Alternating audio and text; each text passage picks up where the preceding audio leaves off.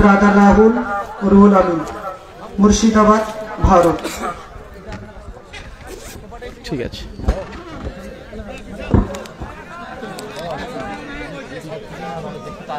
এই চশমাটা কারো মনে হয় একটু দিয়ে দেন, হারিয়ে ফেলবো।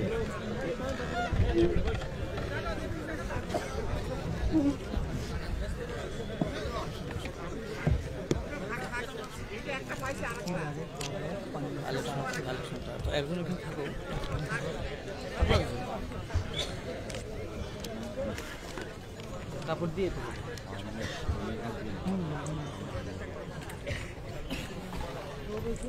শেষ মুহূর্তে বলবো। আসসালামু আলাইকুম ওয়া রাহমাতুল্লাহি ওয়া বারাকাতুহু। ইন্নাল হামদালিল্লাহি নাহমাদুহু ওয়া নাস্তাঈনুহু ওয়া নাস্তাগফির ওয়া নাউযু বিল্লাহি মিন শুরুরি আনফুসিনা ওয়া মিন সাইয়্যিআতি আমালিনা। মান ইয়াহদিহিল্লাহু ফালা মুদিল্লা লাহু ওয়া মান ইউদ্লিল ফালা হাদিয়া লাহু। وأشهد أن لا إله إلا الله وحده لا شريك له وأشهد أن محمدا عبده ورسوله أما بعد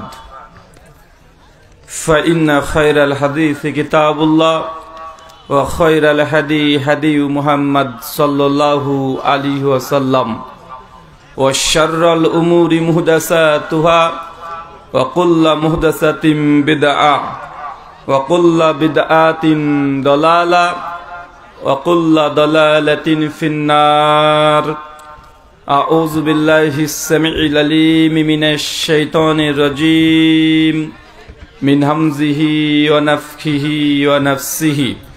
يا أيها الناس اتقوا ربكم الذي خلقكم من نفس واحدة وخلق منها زوجها وبث منهما رجالا كثيرا ونساء واتقوا الله الذي تساءلون به والأرحام إن الله كان عليكم رقيبا. يا أيها الذين آمنوا اتقوا الله وقولوا قولا سديدا يصلح لكم أعمالكم يغفر لكم ذنوبكم ومن يطع الله ورسوله فقد فاز فوزا عظيما. قال رب اشرح لي صدري ويسر لي أمري واحلل عقدة من لساني يفقهوا قولي ربي زدني علما وزدني فهما. সমস্ত প্রশংসা সেই মহান সত্তা আল্লাহ সুবহানাহু ওয়া তাআলার জন্য,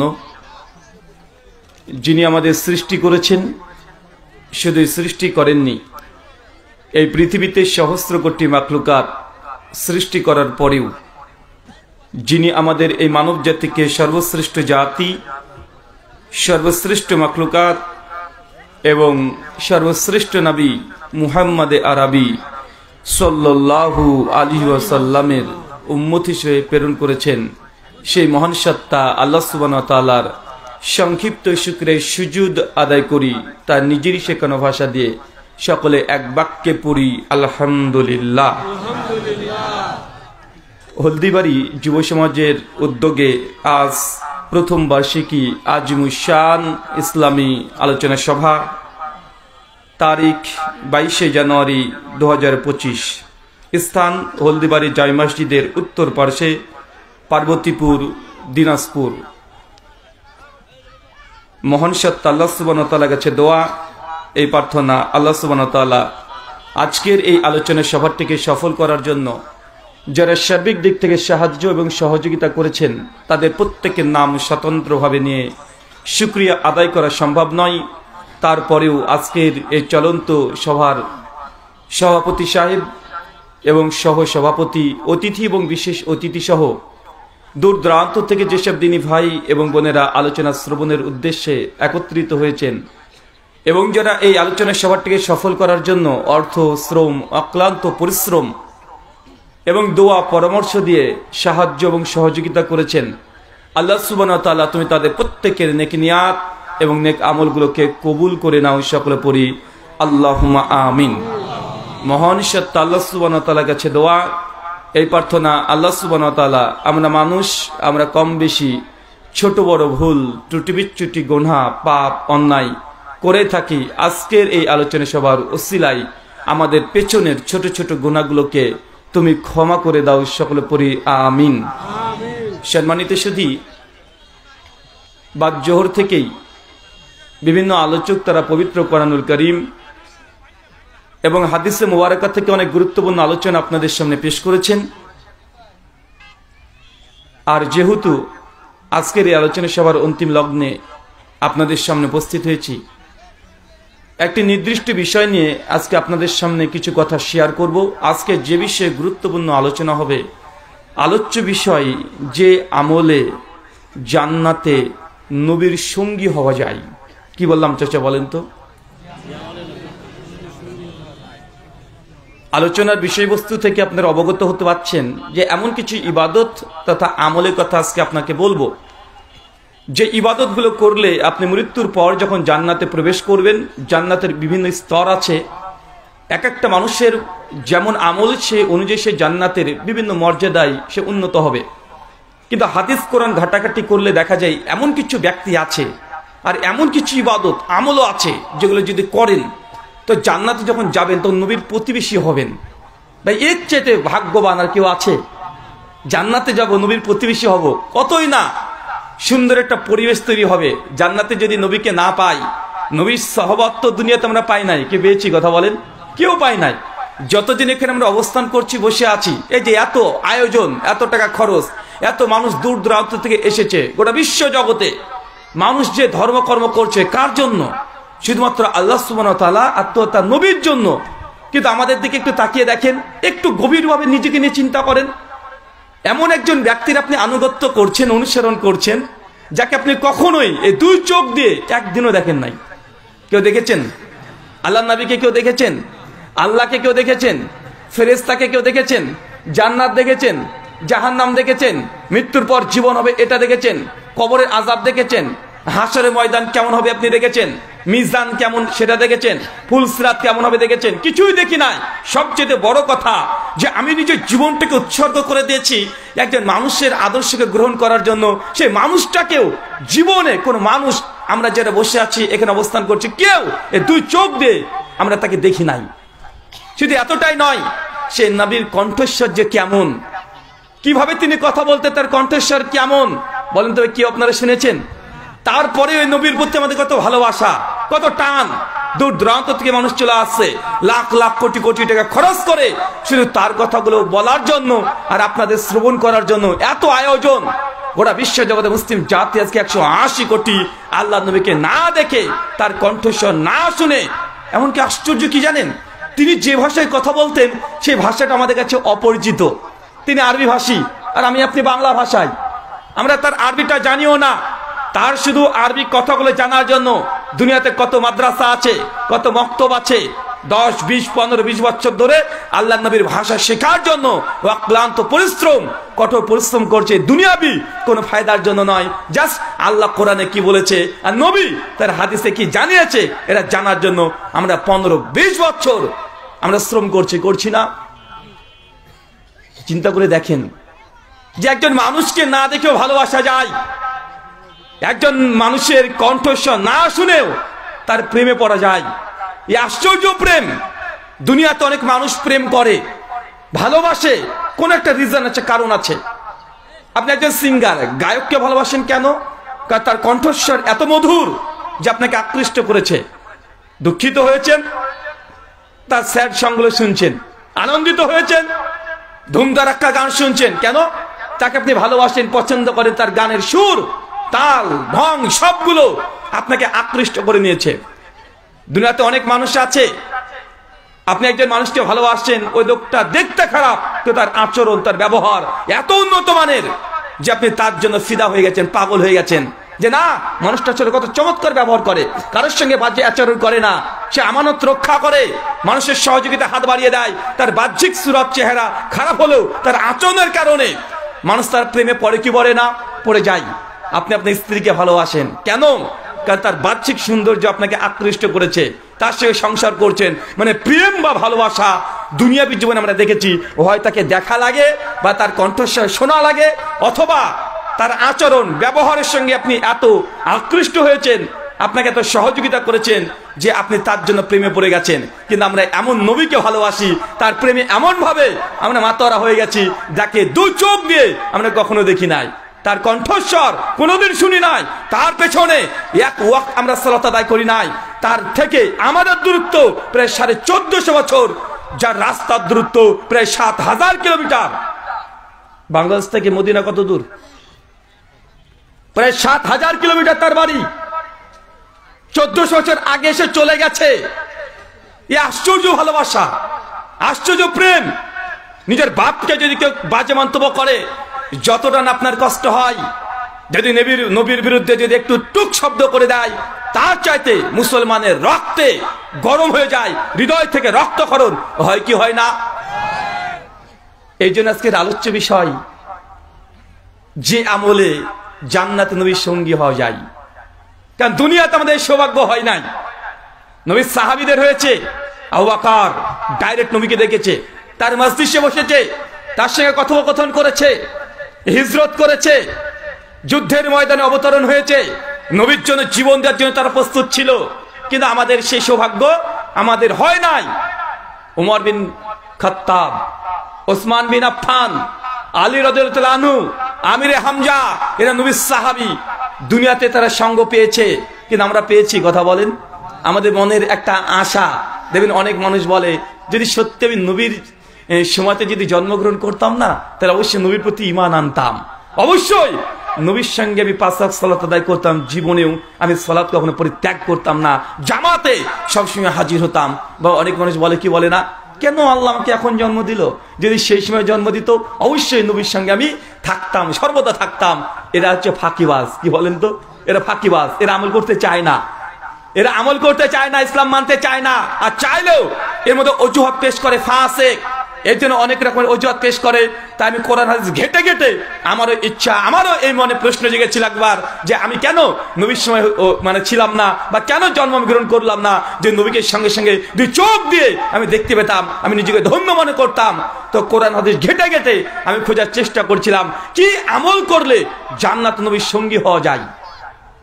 দেখেন আবু জাহেল কত কপাল পোড়া, উদবা সাইবা কত কপাল পোড়া, তারা নবীকে দেখেছে, নবী যে নবী এটা তারা অস্বীকার করতে পারতো না হৃদয় থেকে। তারা জানতো আসলে নবী, কিন্তু অহংকার, হিংসা, পরনিন্দা, পরচর্চার কারণে আল্লাহ নবীকে তারা ইগনোর করে দিয়েছে। কেন? তারা বলেছিল না, দেখো তুমি তো নবী দাবি করছো, 40 বছর তোমাকে আমি নিজে প্রতিপালন করেছি। আবু জাহেল, আবুল উদবা সাইবা তারা জানে, আরে মোহাম্মদ ছোট অবস্থায় তার বাবা মারা গেছে, তার মা মারা গেছে, আরে একে তো আমরা প্রতিপালন করলাম, একে আমরা খাওয়া দাওয়া করিয়েছি, এ তো ছাগল চড়াতো। হঠাৎ করে 40 বছর পরে সে এসে নিজেকে নবী দাবি করছে।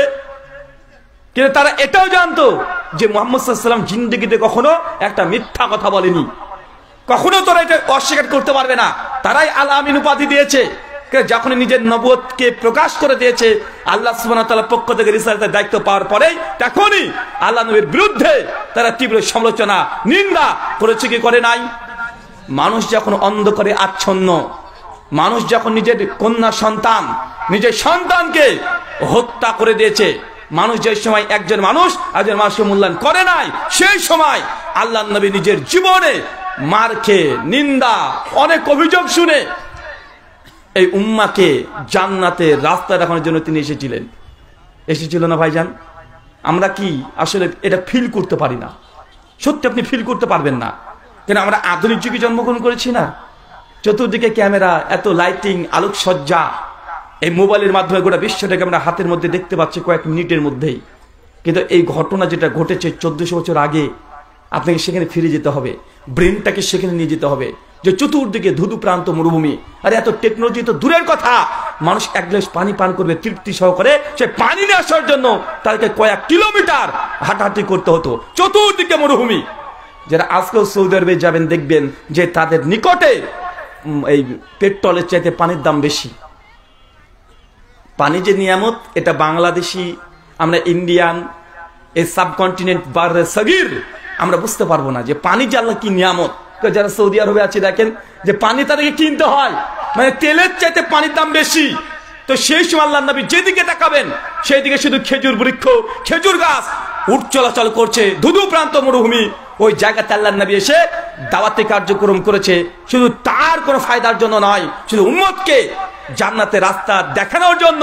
কিন্তু সেই উম্মত কত হতভাগা, আজকে এত সুন্দর গোটা বিশ্ব জগৎ আল্লাহ পরিবেশটাকে এত নিয়ামত দিয়ে পূর্ণ করে দিয়েছে, তারপরেও আল্লাহ নবীর আদর্শকে তারা গ্রহণ করছে না।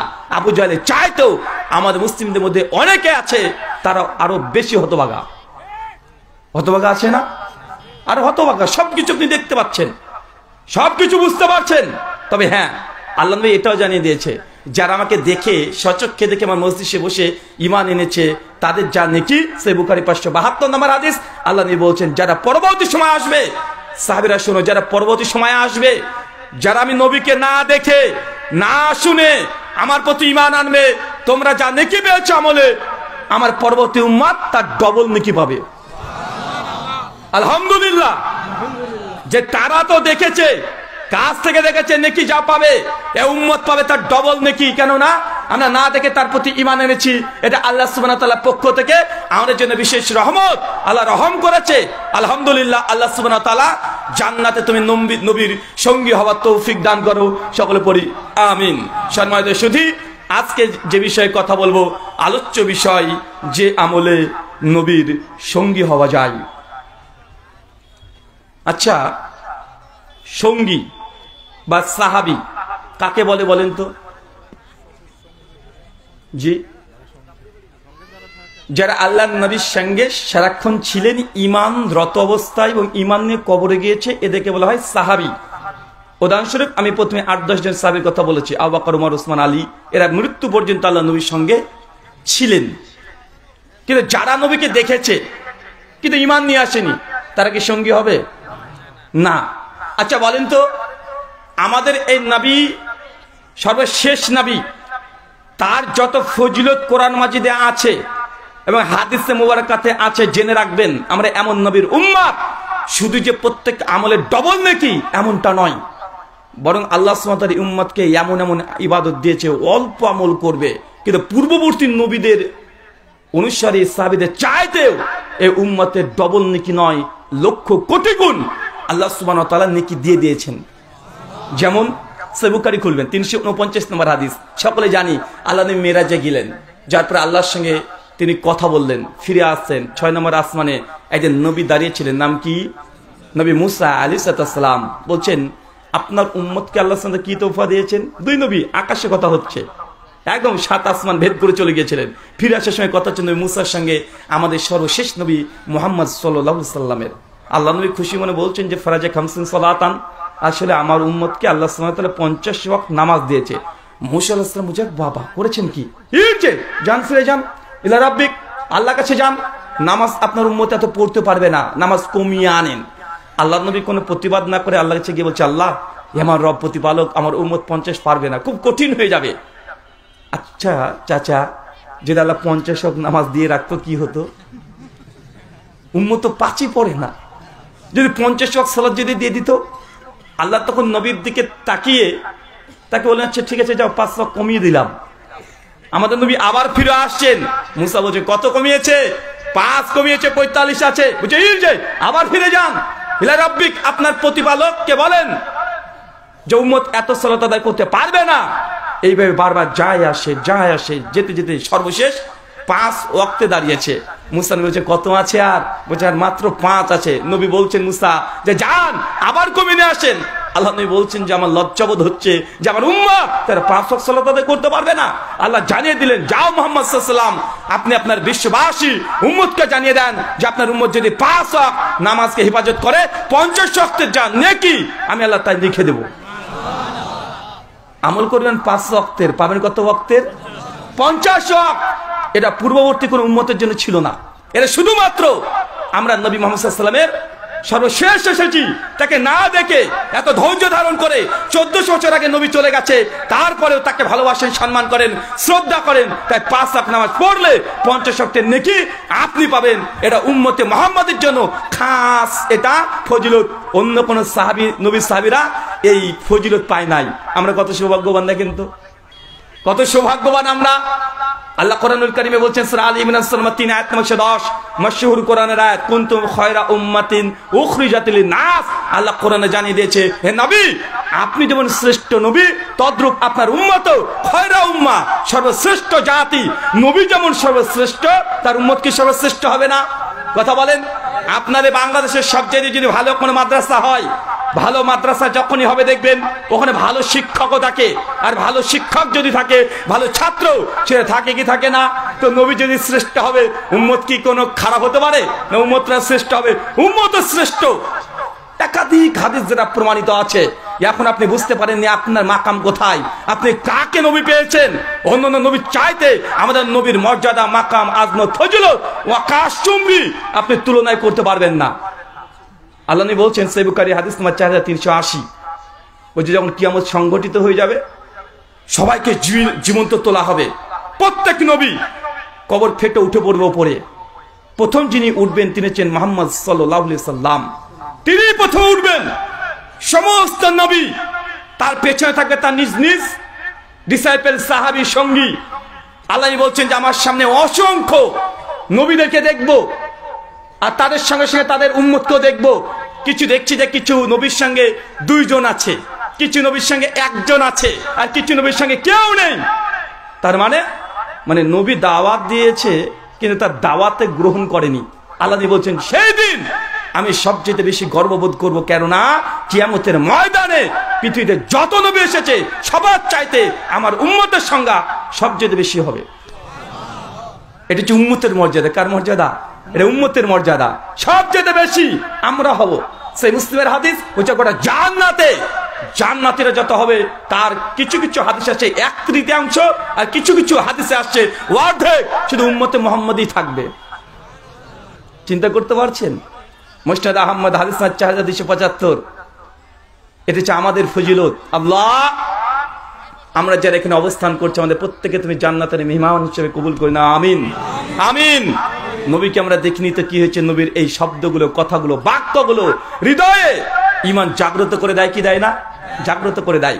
মুসনাদ আহমদের আরেকটা সুন্দর চমৎকার হাদিস আমাদের জন্য, আপনাদের জন্য আল্লাহ নবী বলছেন, কিয়ামতের মাঠে প্রত্যেক নবী যখন তার উম্মতকে নিয়ে দাঁড়াবে, সবাই দাঁড়াবে, কিন্তু উম্মতে মুহাম্মাদির জন্য একজন ফেরেশতা আহ্বান করবে, কোথায় উম্মতে মুহাম্মাদি? কোথায় আহমদ? তোমার দল কোথায়? তখন আল্লাহ নবী বলছেন যে আল্লাহ সুবহানাহু ওয়া তাআলা সেই সময়তে আমার উম্মতের এই কপালে নূর, মানে লাইট, একদম গোটা মানে এই কপালে এমন নূরের লাইট করে দিবে, সবাই তাকিয়ে বুঝতে পারবে এটা মুহাম্মদ সাল্লাল্লাহু আলাইহি সাল্লামের উম্মত। কারণ এই উম্মতকে ওযুর বিধান দিয়েছে যে যত বেশি ওযু করবে তার কপাল কিয়ামতের মাঠে তত চকচক করবে। চিন্তা করতে পারছেন আপনি সেই সময়, সেই সিচুয়েশন? দেখবেন আপনি যারা মানে ডিফেন্সের চাকরি করতে গিয়েছিলেন, বা দেখবেন একসঙ্গে দেখবেন কোন জায়গাতে যদি আপনি একটা জায়গাতে যান, হাজার হাজার লাখ লাখ মানুষ যেখানে জনসংখ্যা এসেছে, বড় বড় সম্মেলনে যাবেন, যদি স্টেজ থেকে ডেকে বলা হয়, যদি স্টেজ থেকে কিছু মানুষকে যদি ডাকে, এই আপনাদের পঞ্চগড়ের এটা কি জায়গার নাম বলেন, পার্বতীপুরের অমুক গ্রামের কে কে আছে একটু বলো তো, বা নিজেকে একটু গর্ববোধ মনে হয় না? এটা ভালো লাগে না? ফিল হয় না? তো কিয়ামতের মাঠে সমস্ত নবী তার উম্মতকে নিয়ে দাঁড়িয়ে থাকবে। স্পেশাল ভাবে আল্লাহ সুবহানাহু ওয়া তাআলা ফেরেশতাদেরকে ডাক দেবেন, বলো কোথায় আছে আমার সর্বশেষ নবীর উম্মত? আর সঙ্গে সঙ্গে তাদের গোটা চেহারাতে নূরের ঝলক দিবেন, সবার চেয়ে পার্থক্য আপনার হয়ে যাবে। আল্লাহ নবী বলছেন সহিহ বুখারী হাদিস 7211 যে আমার উম্মত এত মর্যাদাবান হবে সে কিয়ামতের মাঠে যে বিনা হিসাবে 70,000 মানুষকে আল্লাহ সুবহানাহু ওয়া তাআলা জান্নাতে দিয়ে দিবেন। মুসনাদ আহমদে বর্ণনা আছে 7 লক্ষ মানুষকে। এটা আমি যে ফজিলতগুলো বললাম না, এই ফজিলতগুলো নবী মুসার অনুসারীরা পাবে না, নবী ঈসা আলাইহিস সালামের অনুসারীরা পাবে না, দাউদ, সুলাইমান, ঈসা, ইউনুস, ইউসুফ, ইয়াকুব কেউ পাবে না। এটা খাস আমরা যেহেতু সর্বশেষ নবীর উম্মত, অনেক ধৈর্য ধারণ করতে হয়েছে, এই জন্য আমাদের মর্যাদা এত বেশি। এর অনেকগুলো কারণ আছে, যারা মুহাদ্দিস ফুকাহা তার অনেকগুলো কারণ দিয়েছে। কেন জানেন? তার মূল কারণ হচ্ছে আগেকার উম্মতরা নবী পেয়েছে একসঙ্গে 4টে, 5টা, 6টা করে, কিন্তু আমরা নবী সে 1400 বছর আগে একজন এসেছে, না দেখে বিশ্বাস করতে হচ্ছে। দেখেন নবী ইব্রাহিম, তিনি একজন নবী, তার সন্তান নাম কি? ইসমাইল, উনিও নবী। আর এক সন্তান নবী ইব্রাহিমের, ইয়াকুব, উনিও নবী। ইয়াকুবের সন্তান কে? সরি, ইসহাক। নবী ইব্রাহিমের সন্তান ইসহাক, উনিও নবী। ইসহাকের সন্তান ইয়াকুব, উনিও নবী। ইয়াকুবের সন্তান ইউসুফ, তিনিও নবী। দেখেন, একটা পরিবারের নবী আর নবী, একই সঙ্গে 3-4জন নবী আসতো। নবী ঈসা, তিনি নবী। তার আগে জাকারিয়া নবী, একই সময় ইয়াহইয়া, তিনিও নবী। দাউদ নবী, বেটা সুলাইমান নবী। মানে একই পরিবারে 2-3টে করে নবী পেয়েছে। মানে নবীবিহীন শেষে উম্মতকে পাওয়া যেত না। তারপরে সে উম্মতরা কত বেঈমানি নবীদের সঙ্গে করেছে যে সেই নবীদেরকেও তারা অস্বীকার করেছে। নবী ঈসাকে তো হত্যা করা পর্যন্ত চলে গেছে, জাকারিয়াকে হত্যা করা পর্যন্ত চলে গেছে, লূত আলাইহিস সালামকে গ্রাম থেকে তাড়িয়ে দিয়েছে। কিন্তু আমাদের ব্যাপারটা ভাবেন যে 1400 বছর আগে একজন এসেছিল, কেউ না, মাঝখানে 1500 বছর কেটে গেল নবীবিহীন। তারপরে এত উম্মত 180 কোটি, তারা নবী পেয়েও নবী ঈসার উম্মত ছিল মাত্র 11 জন। কতজন? মাত্র 11 জন। নবী নূহ আলাইহিস সালামের উম্মত ছিল কিছু মুফাসসির বলছে 13 জন, কেউ বলছে না 45 জন, কেউ বলছে 50 জন, সর্বোচ্চ 100 জন। কিন্তু নবী নূহ আলাইহিস সালাম তিনি দাওয়াতি কাজ করেছেন 950 বছর। কত বছর চাচা? চিন্তা করতে পারছেন? আমাদের এখানে হাজার হাজার মানুষ এসেছেন। একটা ছোট্ট আপনাকে কথা বলি, মনে রাখবেন, কখনো সত্য জনসংখ্যা দিয়ে বিচার করা যায় না। আমরা এখন ভাবি যে কোন বক্তার কতগুলো জনসংখ্যা আসছে, কোন বক্তার কত ভক্ত বেশি, যার ভক্ত বেশি সেই হক। ভাই এমন আমরা মনে করছি না? করছি কি করছি না? বলেন তো। নবী নূহ আলাইহিস সালাম তিনি 950 বছর দাওয়াত দিয়েছেন। তার কয়জন ফলোয়ার ছিল? কয়জন সাবস্ক্রাইবার ছিল? কয়জন তাকে লাইক দিয়েছে? কয়জন? সর্বোচ্চ 50 জন। চিন্তা করেছেন? আর দাওয়াত কিন্তু একদিন 2 দিন দেয় নাই, 950 বছর। তাই আপনাকে মনে রাখতে হবে যে কার জনসংখ্যা কত বেশি হচ্ছে, এটা সত্যের মানদণ্ড নয়। সত্যের মানদণ্ড আল্লাহ নবী হাদিসে তো বলে দিয়েছে। কিছু কিছু উম্মতকে আমি দেখছি যে তার পেছনে কোনো নবী নাই, সরি নবী আছে, উম্মতি নাই, একাই আছে, কেউ দাঁত গ্রহণ করেনি, মানে তার একজন ফলোয়ার নাই। কিন্তু বাঙালি আমরা এখানে ধোকা খেয়ে যাই যে অমক হুজুরের ভক্ত এত লাখ লাখ লাখ লাখ মানুষ আসছে, তার জন্য আপনি মনে করছেন সে যা বলবে সেই সত্য কথা বলবে, আপনি অন্ধের মতো বিশ্বাস করে নিচ্ছেন। ভাই এটা ইসলামে নয়। ইসলাম হচ্ছে ওহী ভিত্তিক। যে কোরআন ভিত্তিক হাদিস ভিত্তিক কথা বলবে, যতটুকু বলবে ততটুকু গ্রহণ করতে হবে। আবেগের জায়গা ইসলামে নাই। আল্লাহ সুবহানাহু ওয়া তাআলা আমাদের বোঝার তৌফিক দান করো। সকলে পড়ি আমিন। চাচা বলেন তো জান্নাত কয়টা? হ্যাঁ, কেউ বলছে একটা, কেউ বলছে 8টা। ব্যাপার কি? জান্নাত নিয়ে মারামারি নাকি রে ভাই? আচ্ছা, জান্নাত যে 8টা, এর পক্ষে কে কে আছেন হাত তোলেন তো দেখি। মাশাআল্লাহ, অনেকেই আছেন, নামিয়ে ফেলেন। জান্নাত যে একটা, এর পক্ষে কে কে আছেন? চাচা নামান আপনারা। কি ব্যাপার? ডাল में कुछ काला है, ডাল में कुछ काला नहीं है, बल्कि पूरा डाल ही काला है। আচ্ছা, জাহান্নাম কয়টা গো? জাহান্নাম একটা, 7টা। মাশাআল্লাহ। আচ্ছা, জাহান্নাম যে একটা, এই পক্ষে কারা আছেন হাত তোলেন এবার দেখি। মাশাআল্লাহ, নামান। জাহান্নাম যে 7টা, এই পক্ষে কে কে আছেন একটু হাত তোলেন।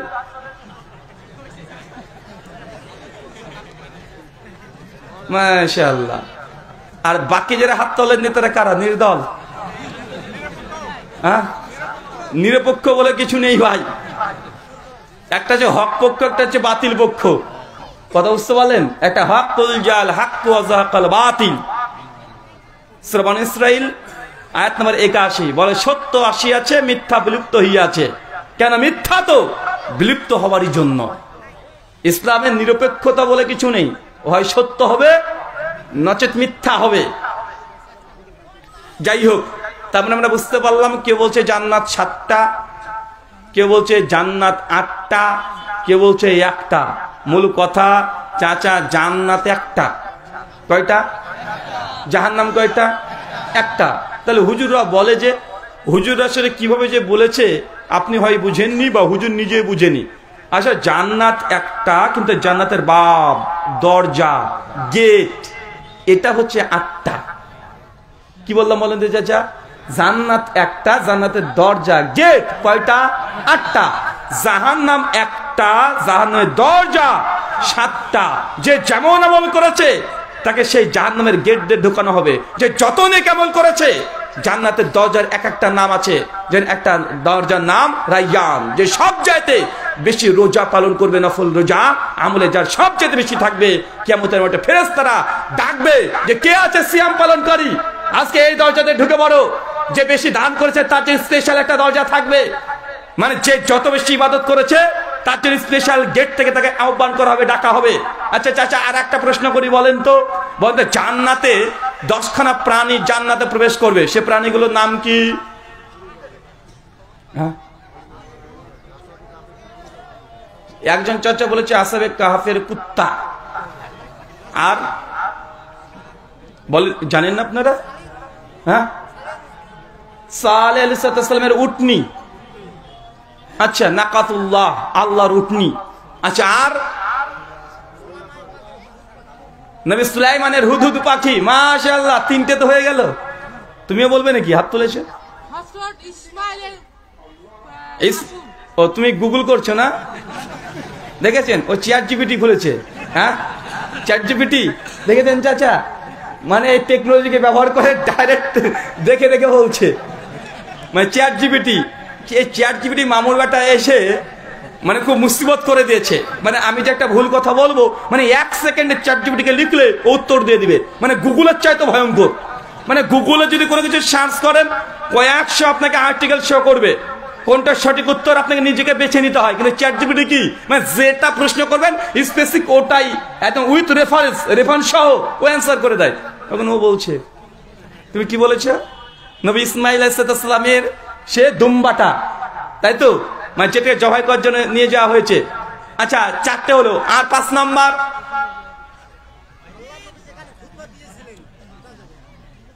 ও মেম্বারটা যাবে তো, এটা হচ্ছে প্রাণী না চাচা, এটা তো জড় পদার্থ। আচ্ছা, আর বলেন রে ভাই, আর জানেন না? তার মানে কি কি পেলাম? কুত্তা পেয়েছি একখানা, একটা হুদহুদ পাখি পেয়েছি, একটা দুম্বা পেয়েছি, আর কি পেয়েছি চাচা? আর হচ্ছে উটনি পেয়েছি। মাশাআল্লাহ, তার মানে বোঝা যাচ্ছে যে বাঙালি, আপনারা বাংলাদেশে আলহামদুলিল্লাহ ওয়াজ শোনেন, এবং শোনার পরে শুধু শুনেন না, এটা মনেও রাখেন। তবে জান্নাতে 10টা প্রাণী প্রবেশ করবে, এটা কোরআন হাদিসে নাই, এটা বক্তাদের মিথ্যা কথা। কি বললাম বলেন তো? এটা বক্তাদের বানানোর কথা, কোরআনেও নেই, হাদিসেও নেই, কোন গ্রহণযোগ্য তাফসিরেও নেই, সহিহ তো দূরের কথা, জয়ীফ তো দূরের কথা, জাল কোন হাদিসেও নেই, জাল হাদিসেও নেই যে জান্নাতে 10টা প্রাণী যাবে আর খেয়ে দে কাজ নাই, ওই কুত্তা জান্নাতে ঢুকবে। মানে উটনি, ওখানে কি কাজ ওর? হুদুদ পাখির কি কাজ? না, জান্নাতে যে এই প্রাণীগুলো প্রবেশ করবে, 10টা প্রাণী এই নবীদের সঙ্গে আছে, এটা বক্তারা রস জমানোর জন্য, মসজিদকে ধরে রাখার জন্য এইসব গল্পগুলো আপনার সামনে বলা হয়েছে। এগুলো প্রকৃত কোনো হাদিসের কথা নাই। আর এই কথা আমি বললাম, সহিহ তো দূরের কথা, জাল হাদিসেও এই ঘটনাগুলোকে পাওয়া যায় না, এগুলো বক্তারা তৈরি করেছে। অনেক এরকম হাদিস আছে, বললে আপনি টাস্টি খেয়ে বলেন, হ্যাঁ এটা হাদিস না। বলবো কয়েকটা চাচা? হ্যাঁ, খুব বেশি লম্বা করে বলবো না, তাহলে তখন রাস্তাতে যে ঘিরে ধরতে পারেন। কেন? দেখেছে আপনার প্রিয় বক্তা বলেছে, আর আমি যদি বলি যে এটা হাদিস না, বলে বাপরে বাপ, অত বড় বক্তা কি ভুল বলতে পারে? যে ভুল বলতেও পারে। মানুষ কুল্লু বানি আদম খাত্তাউন, প্রত্যেক আদম সন্তান ভুল করতে পারে কি পারে না? পারে না? অবশ্যই পারে। যে বলবে যে তার ভুল নেই, যে সে মানুষ না, ও টাটকা শয়তান। যে দাবি করবে যে আমার পীর সাহেবের ভুল হয় না, আমার হুজুর সাহেবের ভুল হয় না, আমার খতিবের ভুল হয় না, আমার ভুল হয় না, ও মানুষ না, শয়তান। আরে নবী আদম ভুল করেছিলেন, আল্লাহ কাছে ক্ষমা চেয়ে নিয়েছে, রব্বানা জালামনা দোয়া পড়েছে, আল্লাহ ভুল করে ফেলেছি, আমি ভুল করে ফেলেছি। সুনান তিরমিজি হাদিস 2499 এবং 3001, আল্লাহ নবী বলছেন যে এই উম্মত যদি ভুল না করতো, আমি আল্লাহ তাহলে এই উম্মতের পরিবর্তে এমন এক জাতি সৃষ্টি করতাম যারা ভুল করতো, আল্লাহ যে ক্ষমা চাইতো, আবার ভুল করতো, আবার তওবা করতো, আবার ভুল করতো, আবার তওবা করতো। আল্লাহ বলছেন যদি মানুষ ভুল না করতো, আল্লাহ মানুষকে সৃষ্টি করতেন না। কেন জানেন? এই হাদিসের রহস্য আছে। আপনি যদি ভুল না করেন, আপনি যদি গুনাহ না করেন, তাহলে আল্লাহ সুবহানাহু ওয়া তাআলার অস্তিত্বের মধ্যে প্রশ্ন চলে আসবে, আল্লাহর এক্সিস্টেন্সের উপরে প্রশ্ন চলে আসবে। কেন? আপনার মানুষ যদি ভুল না করতো, আল্লাহ যে রহমান কি দিয়ে প্রমাণ হবে? আল্লাহ যে রাহিম প্রমাণ করবেন কিভাবে? আপনি তো ভুলই করেন না, তাহলে কার উপরে রহম করবে? আল্লাহ যে তওয়াবুর রহিম, তিনি তওবাকারীকে পছন্দ করে। তা আপনি যদি ভুল না করেন, তওবার অস্তিত্ব থাকবে। আর তওবার অস্তিত্ব না থাকলে আল্লাহ যে রহমান, তিনি রাহিম, তিনি করিম, এই শব্দগুলো, এই গুণগুলো, এই বৈশিষ্ট্যগুলো আল্লাহর সঙ্গে তখন যাবে না। কারণ যে গুনাহ করবে না, আল্লাহ রহম কোন দিক দিয়ে করবে? কথা বুঝতে পারলেন? তার জন্য মানুষ ভুল করবে, মানুষ গুনাহ করবে, তবে গুনাহ দিয়ে একজন মানুষ জাহান্নামে যাবে না। আমি এই কথা কয়েক বছর আগে বলেছিলাম যে এমন কোন দুনিয়াতে গুনাহ নেই যে গুনাহ করে মানুষ জাহান্নামে যাবে। তবে শর্ত একটা, আমলে তওবা থাকতে হবে। কি থাকতে হবে? আপনি জেনা করেছেন, কয়টা জেনা করেছেন? কয়টা? একটা, দুইটা, তিনটা? মাত্র তিনটা। আপনি হত্যা করেছেন, কয়েকজনকে করেছেন? একজন, দুইজন, 10 জন। সহিহ বুখারী 2234 নম্বর হাদিস, একজন ব্যক্তি প্রসঙ্গে আল্লাহ নবী বলছেন, বনী ইসরাইল একজন লোক 100 জন মানুষকে হত্যা করেছে, একদম মুন্ডু কেটে নিয়েছে, 99 জনকে মেরেছে। মেরেছেন। ইহুদি পণ্ডিত আলেমের কাছে গিয়ে বলছে যে 99 জন মানুষকে মেরেছে, এখানে হাতে আমার একদম আছে, একদম মানে মুন্ডু নিয়ে চলে গেছে। এ দেখেন, বলেন তোমার ক্ষমা আছে না নাই? আপনি যে ঈশ্বরের উপাসনা করেন, সে কি ক্ষমা করবে? 99 জন, 99 জন মানুষকে হত্যা করেছি, প্রমাণ নিয়ে চলে এসেছে একটা মুন্ডু। বলেন আপনি যে ঈশ্বরকে আরাধনা করছেন এই গির্জাতে বসে, আপনার ঈশ্বরকে আমাকে ক্ষমা করবে? ওই ইহুদি পণ্ডিত বলছে, বাপ রে বাপ, 99 জনকে মেরে দিয়ে আবার তুমি ক্ষমা নেবে? অমনি ইগনোর করে দিয়েছে। ও তখন বলছে, বেটা আমার যদি ক্ষমা না হয় তো কি হয়েছে, দাঁড়া দেখছি। ওকে তরবারি দিয়ে ওর মুন্ডু উচ্ছেদ করে দিয়েছে, একদম সেঞ্চুরি করেছে, একদম 100। আবার হাঁটা ধরেছে, হাঁটতে হাঁটতে চলে যাচ্ছে। আরেকজন আলেমকে পেয়েছে, তখন গিয়ে বলছেন, একজন আবেদ, একজন পরিষ্কার ব্যক্তিকে পেয়েছে, বলছে আমি এই মুহূর্তে 100 জন মানুষকে হত্যা করেছি। একজনকে প্রশ্ন করেছে, বলছে আমার ক্ষমা নাই, তওবা নাই। তা আমি তো এমনি জাহান্নামে তাহলে যাবো, এমনি তোমাকে নরক ভোগ করতে হবে, তাহলে আমাকে বলেন তওবার কোনো রাস্তা আছে না নাই? ওই আলেম তখন বলছে, আবেদ বলছে যে আল্লাহ তিনি রহমান, তিনি রাহিম, তুমি আল্লাহর কাছে তওবা করো। শোনো, তুমি যে গ্রামে বসবাস করো এই গ্রামে আর যাবে না, ওই গ্রামে চলে যাও, কিছু ভালো মানুষ বসবাস করে, তাদের সঙ্গে সময় অতিবাহিত করো। রাস্তাতে যাই, মানুষটা মারা যায়, আকাশ থেকে ফেরেশতা চলে আসে, আযাবের ফেরেশতা, রহমতের ফেরেশতা। আযাবের ফেরেশতা বলছে এই ব্যাটাকে তুলে নিয়ে জাহান্নামে নিক্ষেপ করব। কেন? ওই 100 মানুষকে হত্যা করেছে, জিন্দেগিতে একটা ভালো আমল করেনি। রহমতের ফেরেশতা বলছে, আরে ও তো যা করেছে করেছে, কিন্তু তওবা করে ফেলেছে যে। এই যে মানে তওবা যে করেছে এটা হাদিসে নাই, তওবা যে করেছে মুখ দিয়ে এটা হাদিসে নাই, জিহ্বা নড়ে তওবা করেছে কথা হাদিসে নাই। শুধু অন্তর থেকে অনুশোচনা হয়েছে এবং সে ভালোর দিকে যেতে চাচ্ছে, মানে অন্তর থেকে সে অনুতপ্ত হয়েছে। তওবা শব্দ, ইস্তেগফার সে এখনো পাঠ করে নাই, কিন্তু সে গ্রামে যাচ্ছে। আল্লাহ সুবহানাহু ওয়া তাআলা তখন দেখছেন যে 2 জন ফেরেশতা ওই লাশকে নিয়ে, কে বলছে জান্নাতে নিয়ে যাব, কে বলছে জাহান্নামে নিয়ে যাব। দুজনের মধ্যে দ্বন্দ্ব। তৃতীয় একজন ফেরেশতা চলে আসছে, এসে তাদের মধ্যে সমাধান করে বলছে, দেখো এই লোকটা যা করেছে করেছে, এখন ওই মানুষটার কাছে যখন তওবার অনুতপ্ত হয়েছে, সেই সময় থেকে এই ব্যক্তি ওই ভালো গ্রামের দিকে কতটুকু হেঁটেছে, বেশি না কম, এটাকে কোনো মাপো। মুসনাদ আহমদের বর্ণনা আসছে, রিয়াদুস সালিহিন 26 নম্বর হাদিস, যে ওই ব্যক্তি মৃত্যুর আগে হাঁটতে হাঁটতে মাত্র 1 হাত আগে গিয়েছে। মানে ভালোর দিকে কত দেখা যাচ্ছে, 50 হাত টোটাল গ্রামটা ছিল, তো 26 হাত চলে গেছে। কত হাত? 26 হাত চলে গেছে। সিদ্ধান্ত হয়ে গেল এই ব্যক্তির যত গুনাহ আছে ক্ষমা করে দিয়ে একে জান্নাত দিয়ে দিয়েছে, জান্নাত পাবে। তার মানে আপনাকে আমি এটা বোঝানোর চেষ্টা করলাম যে আপনি কত বড় গুনাহ করেছেন, পাপ করেছেন। আপনি কি এই মানুষটার মতো 100 মানুষের মতো গুনাহ করেছেন, পাপ করেছেন? না। তার জন্য কোনো গুনাহ মানুষকে জাহান্নাম নিয়ে যেতে পারে না, যদি আমলে আপনার তওবা থাকে। আল্লাহ নবী বলছেন প্রত্যেক দিন 70 থেকে 100 বার তওবা করে। আপনি কতবার করেন? আমরা তো বাঙালি, মানে কাউকে যদি তওবা করতে বলেন মানে ইগোতে নিয়ে নাই, ওকে ভাই এই আপনি ভুল করলেন, তওবা করেন, ভাই আমি তওবা করবো, মানে ভাই রেগে যায় কি যায় না কথা বলেন, ওকে যাই তওবা করেন, আপনি ভুল কথা বলেন তওবা করেন, ও সঙ্গে সঙ্গে প্রেস্টিজে নিয়ে নেয়, তওবা করবো মানে, আরে ভাই তওবা তো আল্লাহর কাছে করবি, প্রেস্টিজ কিসের? নবী বলছে প্রতিদিন 100 থেকে 70 থেকে 100 বার আমি তওবা ইস্তেগফার পাঠ করি। আর উম্মতকে তওবার কথা বললে ও ইগোতে নিয়ে নেয়, প্রেস্টিজ বোধ মনে করে, অহংকার মনে করে, খারাপ মনে করে। এটা হচ্ছে আমাদের অহংকারের একটা বহিঃপ্রকাশ। শয়তান তওবা করতেও বাধা দিয়ে দেয়, তাই না ভাইজান? কারণ তওবা কথা শুনলেও আপনি কেমন ভাব নেন। তবে যে কথা বলছিলাম যে আমাদের মধ্যে অনেক হাদিস আছে যেগুলো হাদিস না, কিন্তু সমাজে চলছে। চলেন একটা হাদিস বলি। একদিন আল্লাহ নবী বসে আছেন, আর হাসান আর হুসেন নাম শুনেছেন? কে বলেন তো? নবীর নাতি ফাতেমা রাদিয়াল্লাহু আনহা, নবীর কলিজার টুকরার 2 সন্তান হাসান হোসেন প্রসঙ্গে সে বুখারীতে আছে তার জান্নাতের 2টো ফুল। চিন্তা করতে পারছেন? আল্লাহ নবী বলছেন যে হাসান হোসেনকে ভালোবাসে সে আমাকে ভালোবাসে। নবীর নিজের আপন নাতি নাতনি, নবী নিজেই আলীকে আকিকা দিতে দেয় নাই। তিরমিজি 1521-22 নম্বর হাদিস, হাসান হোসেনের আকিকার সঙ্গে নবী নিজে দিয়েছেন। কথা বুঝতে পারলেন? নানা হয়ে তুই দিয়েছেন। তার মানে বুঝতে পারলাম এই হাদিস থেকে যে না, আকিকা বাপকে দিতে হবে এমনটা নয় যে দাদা চাই নানা চাই দিয়ে দিতে পারে কি পারে না? পারে। তো হাসান হোসেন বসে আছে একদিন, আল্লাহ নবীর সামনে বসে আছেন। তো হঠাৎ হাসান আর হোসেন দুইজন যুক্তি করে আল্লাহ নবীকে প্রশ্ন করছে, চাচা নানাজি বলেন তো কে বড়, আপনি বড় না আমি বড়? তখন সঙ্গে সঙ্গে আল্লাহ নবী বলছেন, আর আমি তো নবী, আমি গোটা বিশ্ব জগতের জন্য প্রেরিত হয়েছি। আল্লাহ সুবহানাহু ওয়া তাআলা আমাকে অনেক, আমার নামই মুহাম্মদ, আহমদ, প্রশংসিত, তো আমার চেয়ে তার কে বড় হতে পারে? তখন নবী বলছেন, কেন আমি তো নবী। হাসান হোসেন বলছে, নানাজি হলো না তো কে? তখন বলছে যে আমি হাসান বড়। আল্লাহ বলছে, কিভাবে যে তুমি বড়? তখন বলছে, নানাজি বলেন তো আপনার বাপের নাম কি? আল্লাহ নবী তখন বলছেন, বাবার নাম হচ্ছে আব্দুল্লাহ। হোসেন বলছে, জানেন আমার বাপের নাম কি? বলছে, কি? তোমার বাপের নাম তো আলী। বলছে, বলেন তো কে বড় এবার? আব্দুল্লাহ, ও তো ঈমান আনেনি। আলী রাদিয়াল্লাহু তাআলা আনহু ঈমান এনেছে, কেন নাই? নবী জামাই, খলিফা। বলছে, বলেন কে বড়? আল্লাহ নবী বিপদে পড়ে গেছে। তাই তো, আরে আব্দুল্লাহ তো বড়, সরি এই আলী তো বড়।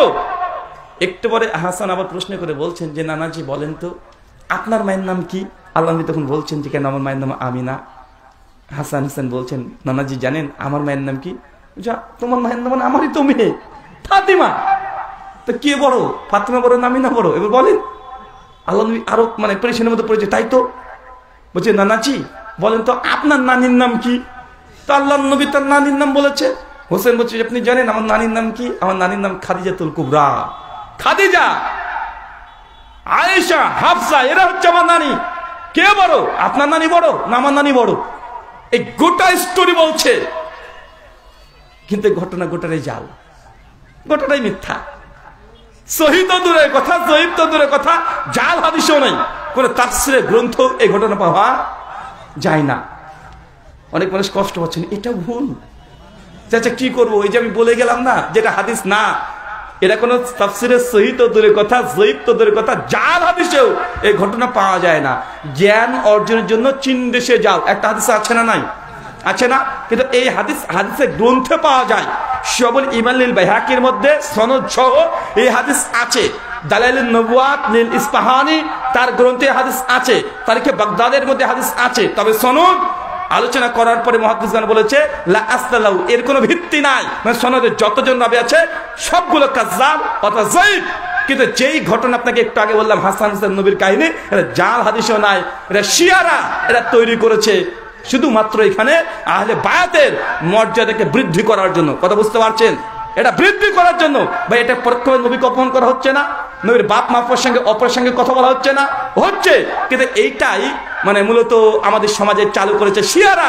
কিন্তু আমরা অনেকেই এই আলোচনা শুনে বাপরে বাপ, একদম খুব, আমি যখন আলোচনা করছিলাম আপনারা খুব গভীর মন দিয়ে শুনছিলেন, আমি লক্ষ্য করেছি, খুব গভীর মন দিয়ে শুনছিলেন। ওই যে একটা হাদিস আছে, নবী সুলাইমান আল্লাহ বলছে, আল্লাহ তুমি তো দুনিয়ার বাদশা করে দিলে আমাকে, আর তুমি হচ্ছে গোটা বিশ্ব জগতের বাদশা। তা আল্লাহ আমি চাই দুনিয়াতে একদিন মানুষ ইনসান সবাইকে খাওয়াতে।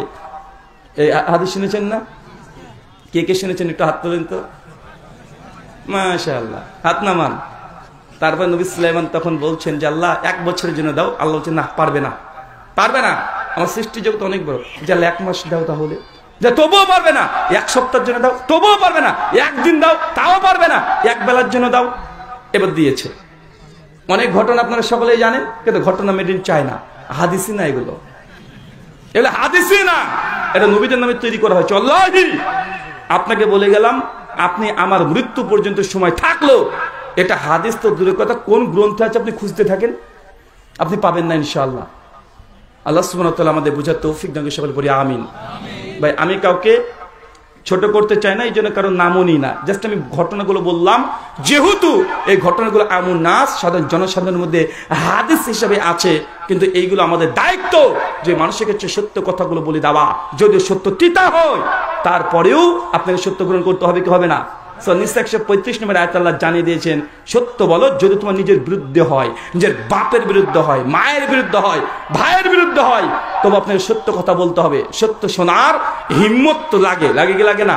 সত্য শোনার হিম্মত লাগে। আপনি তদন্ত করতে পারেন, আমার কোনো কথা আপনি গ্রহণ করবেন না যতক্ষণ আপনি প্রমাণ পাচ্ছেন আমার ব্যক্তিগত কোনো কথার 5 পয়সা মূল্য নেই। কেন? এটা ইসলাম। ব্যক্তিগত একটা কথা এখানে বলা যায় না। ওমা ইয়ান্তিকু আনিল হাওয়া ইন হুয়া ইল্লা ওয়াহয়ুহা। আমার নবী যে তরফ থেকে কোনো কথাই বলে না, আমি আল্লাহ যা ওহী অবতীর্ণ করি নবী আমার তাই বলে দেয়। আল্লাহ নবীও ব্যক্তিগত কোনো কথা বলতেন না। সূরা নাজম 53 আয়াত 3 এবং 4, সুম্মা লাকাতানা মিনহু বিল ওয়াতিন। আমার নবীর যদি কোনো কথা আমার নামে বানিয়ে বলে দিত, আমি আল্লাহ তার দক্ষিণ হস্তকে ধরে ফেলতাম, তার কণ্ঠস্বরকে ছিন্ন করে ফেলতাম। সূরা হাক্কা আয়াত 40 থেকে 46 আল্লাহ কি বলছেন বুঝতে পারছেন? যে আমার নবীও যদি আমি আল্লাহ যে কথা বলিনি নবী যদি বানিয়ে বানিয়ে তোমাদের বলতো, আমি আল্লাহ নবীকে ছাড় দিতাম না, তার এই হাতটাকে ধরে তার কণ্ঠস্বরকে ছিন্ন করে ফেলতাম। নবীকে যদি আল্লাহ এত বড় ধমক দিতে পারে, আমাদের বক্তার কি মূল্য আছে? সহিহ বুখারী কিতাবুল ইলম হাদিস নম্বর 109 আল্লাহ বলছেন, মান কাযযাবা আলাইয়া মুতাআম্মাদান। কোন বক্তা যদি এমন কোন হাদিস বলে যে হাদিস নবী বলেনি, তো নবীর নামে বলে দিল, মাকাদু মিনান নার, সে বক্তা থাকার জায়গায় জাহান্নাম, যত বড় বক্তা হোক না কেন। তাই বক্তাদের এই জায়গাটা না খুব কঠিন জায়গা, কারণ এই দায়িত্ব হচ্ছে নবীদের ছিল। খুব ভয়ঙ্কর জায়গা, কঠিন জায়গা। একটু 19-20 যদি হয়ে যায়, হয় আপনি দুনিয়া পাবেন, আর দুনিয়া পেতে গেলে আখিরাত হারিয়ে যাবে। কারণ আপনাদের এখানে মস্তিষ্কে ধরে রাখার জন্য চমৎকার চমৎকার গল্প যদি আমি সুর দিয়ে বলি, গজল দিয়ে বলি, মানুষ জনসংখ্যা আরো বেশি হবে। কিন্তু যখনই আপনার সামনে কিছু স্পষ্ট কথা বলবো, তখন আমার বিরুদ্ধে আপনি দাঁড়িয়ে যাবেন। দাঁড়াবেন কি দাঁড়াবেন না? দাঁড়াবেন। আর আমি তো তোর কথা, শ্রেষ্ঠ নবী মুহাম্মদ সাল্লাল্লাহু আলাইহি ওয়াসাল্লামের বিরুদ্ধে মানুষ চলে এসেছে, ঈসা নবীর বিরুদ্ধে মানুষ চলে গেছে, ইব্রাহিমের বিরুদ্ধে চলে গেছে। এমন কোন নবী রাসূল নাই যার বিরুদ্ধে তার উম্মতরা পেছনে লাগে নাই। লেগেছে না ভাইজান? সবার। আল্লাহ সুবহানাহু ওয়া তাআলা তোমাদের বোঝার তৌফিক দান করে, সকলে বলি আমিন। আলোচ্য বিষয় যে আমলে নবীর সঙ্গী হওয়া যায়, 3টে আমল বলবো। 1, সূরা নিসা সূরা নম্বর 4 আয়াত নম্বর 69 আল্লাহ বলছেন, মাইতিল্লাহ ওয়া রাসূলা, যে ব্যক্তি আমি আল্লাহর আনুগত্য করবে এবং আমার নবীর অনুসরণ করবে, তারা কি থাকবে, কেমন থাকবে?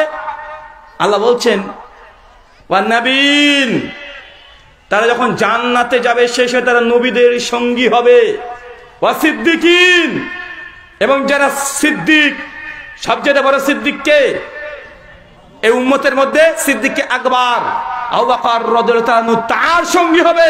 ও শুহাদা, এবং যারা শহীদ হয়ে গেছে, আমিরে হামজা, হানজালা রাদিয়াল্লাহু আনহা, এরকম যেমন বদরে 313 জন সাহাবী, উহুদে 70 জন সাহাবী, এই শহীদদের সঙ্গে জান্নাতে একসঙ্গে সঙ্গী হবেন। ওয়া সালেহিন, এবং এই উম্মতের নেককার পরেজগার ব্যক্তিদের সঙ্গে আপনি জান্নাতে থাকবেন। নেককার পরেজগার ব্যক্তি কে? ইমাম বুখারী, ইমাম মুসলিম, ইমাম আবু দাউদ, ইমাম তিরমিজি, ইমাম নাসাই, ইমাম আবু হানিফা, ইমাম শাফিঈ, ইমাম মালিক, ইমাম আহমদ ইবনে হাম্বল, এই ক্যাটাগরির মানুষদের সঙ্গে আপনি কিয়ামতের মধ্যে থাকবেন। শর্ত কি? বলেন কি শর্ত? কি করতে হবে? আল্লাহর ইবাদত করতে হবে, আর নবীর অনুসরণ করতে হবে, নবীকে আইডল আদর্শ মনে করতে হবে। কে কি করেছে এটা দেখার দরকার নেই। আল্লাহর নবী বলছেন, সহিহ বুখারী কিতাবুল লিবাস 5090 নম্বর হাদিস, ইফাল্লাহ, তোমার দাড়িটাকে ছেড়ে দাও। দাড়ি ছাড়তে হবে, যত আপনাকে খারাপ লাগুক ভালো লাগুক প্রশ্নই আসবে না। নবী বলেছে দাড়ি ছাড়তে হবে, আপনাকে ছাড়তে হবে। দাড়িকে এদিক দিয়ে চাছা, নিজ দিক দিয়ে ছাড়তে মানে ছেটে দেওয়া, এই দিক থেকে একটু কেটে দেওয়া, এইখানে একটু কালো করা চলবে না। নবী বলছে দাড়ি ছেড়ে দাও, দাড়ি ছেড়ে দিতে হবে। এটা হচ্ছে নবীর আনুগত্য করা, আদর্শ করা। যদি করতে পারেন থাকবেন কোথায়? কোথায়? আসলে জান্নাত বলে মনে ভালো লাগছে না, জান্নাত তো হবে কিন্তু নবীর সঙ্গে জান্নাতে। দেখছেন নবীর ঘরে এটা, পাশের ঘর আপনার, মানে আপনি প্রতিবেশী। চিন্তা করতে পারছেন যে নবীর প্রতিবেশী, এই উম্মতের মধ্যে ছিল আল্লাহ নবীর ঘর এটা, পাশে আবু বকরের ঘর, ওই পাশে আলীর ঘর, এই পাশে ওসমানের ঘর, ছিল কি ছিল না কথা বলে? তো জান্নাতে এখন আপনার সুযোগ আছে। আমি দুনিয়াতে নবীর সঙ্গে হতে পারিনি, তো কি হয়েছে? নবী এমন কিছু আমলের কথা বলে গেছে যে আমলগুলো করলে আপনি নবীর প্রতিবেশী হিসাবে আপনি থাকবেন ইনশাল্লাহ। নবীর সুন্নাত পালন করবো তো না? বলবেন সব ছোটখাটো সুন্নাত নিয়ে শুধু খেঁচাখেচি করে। কিছু মানুষ আছে না ভাইজান, কিছু মানুষ আছে না, কিছু মানুষ আছে তারা বলে ছোটখাটো বিষয় নিয়ে তোমরা একটা কথা বলে কেন? কে নাভির নিচে হাত বাঁধলো, কে বুকের উপরে বাঁধলো, এইসব আলোচনা কেন হবে? হাত ছেড়ে দিলে কি নামাজ হয় না? আরে রফদের না করলে কি নামাজ হবে না?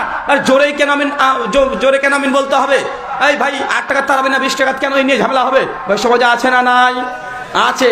মনে রাখবেন আল্লাহ নবীর কোন সুন্নাতকে ছোটখাটো বলার হিম্মত সাহস কোন মুসলমানের বাচ্চা যেন না দেখায়। আর নবীর সুন্নাত ছোটখাটো মানে তোমার বাপের সুন্নাত নাকি? এটা দিন, এটা ইসলাম। নবীর কোন সুন্নাতকে আপনি ছোটখাটো বললে নবীকে পরোক্ষভাবে অপমান করা হয়। আর নবীকে অপমান করে আপনি নবীর সঙ্গে জান্নাতে থাকতে চাচ্ছেন? অসম্ভব। দিন এসেছে, কালেমা পড়েছি লা ইলাহা ইল্লাল্লাহ মুহাম্মাদুর রাসূলুল্লাহ, আমি এই কালেমা পড়িনি। লা ইলাহা ইল্লাল্লাহ চিশতি রাসূলুল্লাহ, আমি এই কালেমা পড়িনি। যে চিশতি রাহিমাহুল্লাহ কি আমাকে জিকির আজকার দিয়েছে, চরমনে পীর সাহেবকে কি কি জিকির আজকার দিয়েছে, ওইগুলো আমাকে আদর্শ আকীদা গ্রহণ করতে হবে। আমি সেই কালেমা পড়ি নাই, আমি নবীর কালেমা পড়েছি। নবী যে আমল দিয়েছে সে আমলই করতে হবে। আল্লাহ বলেছেন আফজাল যিকরি লা ইলাহা ইল্লাল্লাহ, সবচেয়ে উত্তম জিকির লা ইলাহা ইল্লাল্লাহ। এটা আল্লাহ নবী বলেছে, তোমার পীর সাহেব বলেছে জিকির করো ইল্লাল্লাহ। কাটটা মানবেন? কাটটা মানবেন? নবী বলেছে আফজাল যিকরি, সবচেয়ে উত্তম জিকির দুনিয়ার মধ্যে যত শব্দ আছে উত্তম জিকির হচ্ছে লা ইলাহা ইল্লাল্লাহ। জামে তিরমিজি 3538 নম্বর হাদিস, সনদ সহিহ। সমস্ত উম্মতের ঐক্যমতে পীর সাহেব যদি বলে যে না ইল্লাল্লাহ জিকির করো, এমন কি করবেন? ইল্লাল্লাহ জিকির করেন, আপনি নবীকে মানেন নাই, নবীর আদর্শকে গ্রহণ করেন নাই, আনুগত্য করেন নাই। কার করেছেন? কার? পীর সাহেবের করেছেন। জান্নাতে কার সঙ্গে থাকবেন? কার সঙ্গে? পীরের সঙ্গে থাকেন। আমি নবীর সঙ্গে থাকতে চাই, তার সঙ্গে থাকতে চান আপনারা? আল্লাহ বলছেন যে যার আনুগত্য করবে জান্নাতে তার সঙ্গী হবে। সূরা বনী ইসরাঈল আয়াত নম্বর 71, ইয়াউমা নাদু কুল্লা উনাসিন বিইমামিহিম, কিয়ামতের দিন প্রত্যেক মানুষ তার নেতার পেছনে উঠবে। কথা বুঝতে পারলেন না মনে হয়? আপনি দুনিয়াতে যাকে নেতা মেনেছেন কিয়ামতের মাঠে আপনি তার পেছনে থাকবেন। আহলে হাদিসরা বলছে যে না লা ইলাহা ইল্লাল্লাহ জিকিরই চলবে, ইল্লাল্লাহ জিকির বেদাত। তুমি যত এটাকে গ্রামার দিয়ে ইঞ্জিনিয়ারিং করে ইল্লাল্লাহ জিকিরকে প্রমাণ করার চেষ্টা করো না কেন, করেও যদি ফেলো জান্নাত তোমার পীরের সঙ্গে হবে, হাসর তোমার পীরের সঙ্গে হবে। কিন্তু আহলে হাদিস আলহামদুলিল্লাহ আমাদের টার্গেট নবী বলেছে ইনশাআল্লাহ লা ইলাহা ইল্লাল্লাহ জিকির করে নবীর সঙ্গে আমরা প্রতিবেশী হব ইনশাআল্লাহ, জান্নাতে দেখা হবে ইনশাআল্লাহ। কে কোথায় থাকে দেখা যাবে।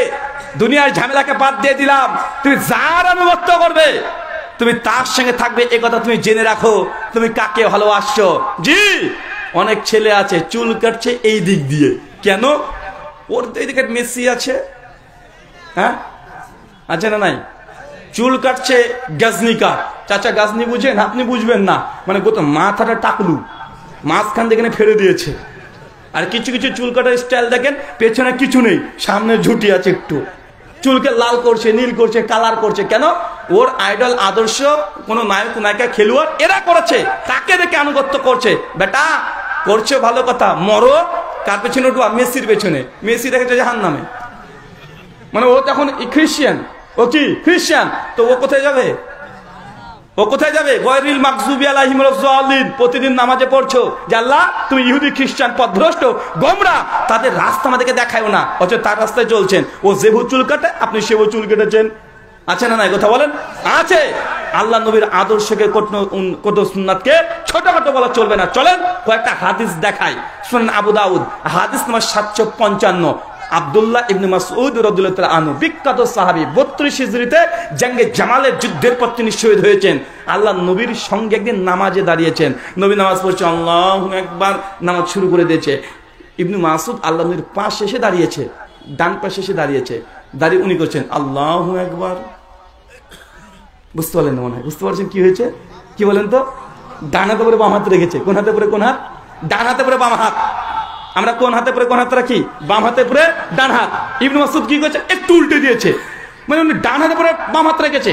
আল্লাহ নবী নামাজরত অবস্থায় কিরাত চলছে, কিরাত করছে, নামাজের মধ্যে এইভাবে ধরে তার হাতটাকে উল্টে দিয়েছে। আমার সাদা মনে সাদা প্রশ্ন ভাই, যদি হাত বাঁধা যদি ছোট ছোট সুন্নাত হতো তো আল্লাহ নবী নামাজ শেষ করে সালাম ফিরিয়ে বলতেন যে সাহাবী ইবনে মাসউদ তুই ডান হাতে পরে বাম হাত কেন রাখলে বাবা? আর এটা তো বাম হাতে পরে ডান হাত হবে, কেন ডান হাতে পরে বাম হাত রাখলে? এটা সুন্নাত নয়, এটা করা যাবে না। আল্লাহ নবী করেনি। নামাজের মধ্যে আল্লাহ নবী এমনি ডান দিকে বাম দিকে তাকাতেনি না, মানে এত গভীর ভাবে নামাজের মধ্যে থাকতেন। কে পেছনে আছে কি করছে এটা তুমি নবী দেখতেন না। অথচ নবীর সহিহ বুখারী বর্ণনা আছে নবীর সামনে নামাজ পড়লে পেছনে কি হচ্ছে নবী বুঝতে পারতেন। চিন্তা করছেন কোন নবীর উম্মত আমরা? মানে উনি নামাজ পড়ছেন, সহিহ বুখারী 147 নম্বর হাদিস। আল্লাহ নবী যখন নামাজ পড়াতেন সামনে নামাজ পড়ছে কিন্তু পেছনে কি হচ্ছে তিনি সবকিছু দেখতে পেতেন। আল্লাহ সুবহানাহু এই মুজিজা কাকে দিয়েছে? আমাদের নবীকে দিয়েছে। চিন্তা করে দেখেন নামাজের মধ্যে ইবনে মাসউদের শুধু ডান হাতে পরে বাম হাত রেখেছে, আল্লাহ নবী সহ্য করেন নাই, নামাজের মধ্যে ঠিক করে দিয়েছে।